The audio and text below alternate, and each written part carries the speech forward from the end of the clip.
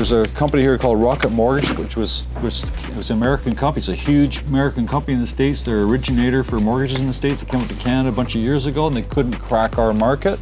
So now they've closed up shop and they've gone back to the States. The reason why they couldn't crack our market is because they're competing with the banks, and the banks borrow money from the Bank of Canada at the bond rates. So let's say RBC will get a mortgage. Where they get the money to lend the mortgage, they'll borrow it as a bond and they'll pay the government the preferred rate so they can then lend it to us. Rocket Mortgage, the US, they're not a bank, so they couldn't borrow from the bond rate. They couldn't borrow from the government. They had to borrow from the banks, and the banks didn't give them any special rates. So there's no advantage to go to these companies. So it didn't work for them. So this is what they're saying in the States. How come they don't have access to the same supply of money that the banks do? That's where it comes from, right? So we are paying for our bank system, but I think a lot of people are proud of our bank system because it's so regulated, right? It's supposed to be safe.